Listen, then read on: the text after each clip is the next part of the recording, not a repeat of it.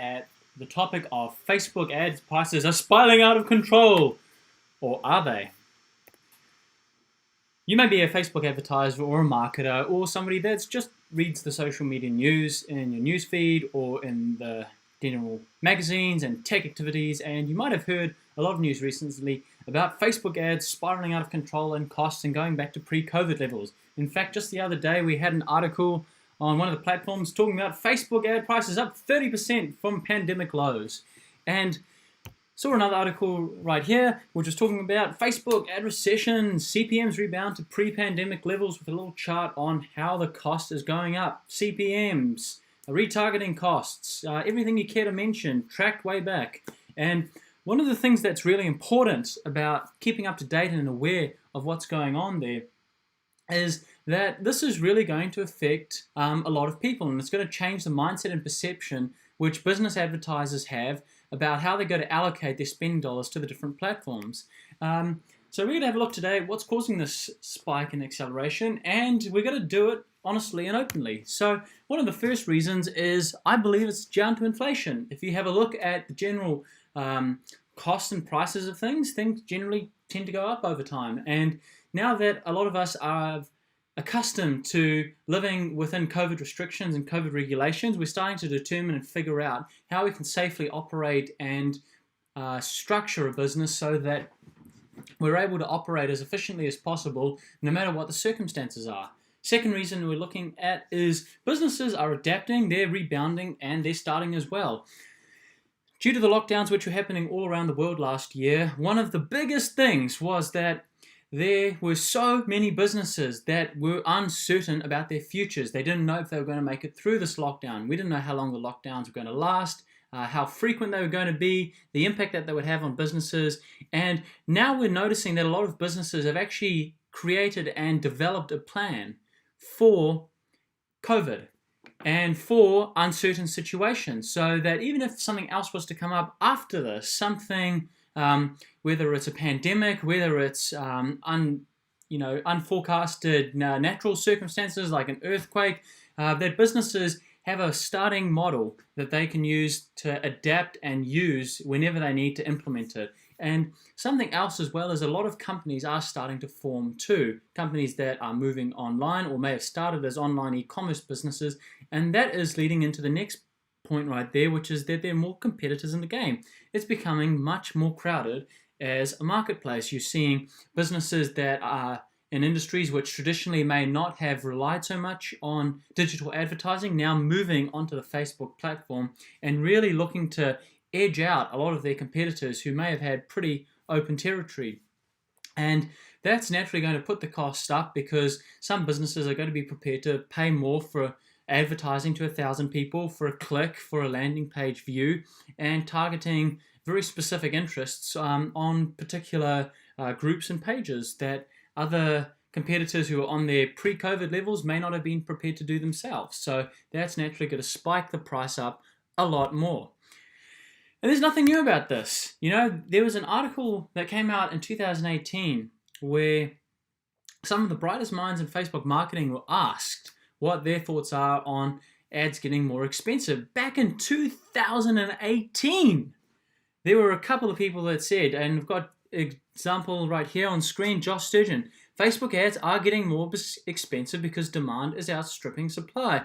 It's a natural thing. The more competitors you get onto a platform, vying for limited space and limited attention that people have, and you know the number of ads that Facebook is willing to put on people's news feeds and right-hand columns and marketplace and stories, the more expensive it's naturally going to get. You're going to have a look at Amy Bishop, who's the owner at the Cultivate Digital Agency, who says, partway down there, Facebook is also notorious for seasonality. So we're entering a season where here in New Zealand, for example, is coming up to quite an extensive holiday season. You've just had Easter now. We are now looking at having Anzac Day, and pretty soon we'll have Queen's Birthday weekend. And then after that, you might see a bit of a slow off before you get to the Halloween and Christmas period when spending tends to pick up quite substantially.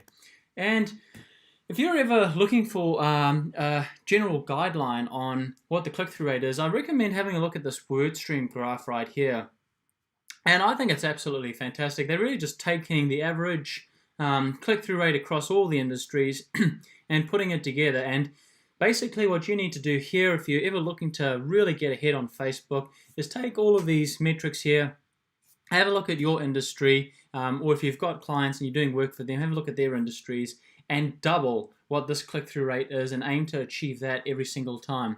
I can give you an example here. I've been working with one client recently who we're basically just testing out different thumbnails, and we're looking to see which one can consistently produce the best click-through rate. Every couple of days we're introducing new thumbnails. We're keeping the copy exactly the same, the headlines the same, and introducing new ones. That's something which, as a Facebook marketer or a digital marketer, you should look to be doing all the time on Facebook. Otherwise, guess what? You let a static ad get even more static, you're going to run into a lot of problems here. Last thing that can be done as well, to address these things, start small with your Facebook ads budget. Don't go into spend mode straight away. You're going to need to get a bit of time to understand the learnings, understand where your target interests are the most effective, whereabouts your audience is spending the most time, whereabouts they are from, their age group, their gender. All of those things are very important. So make sure that you're very conservative in starting out. And my other piece of advice is as well is people are sometimes not aware when they're looking through their Facebook newsfeed that they have particular problems. So you've got to go in with the intention of capturing their attention.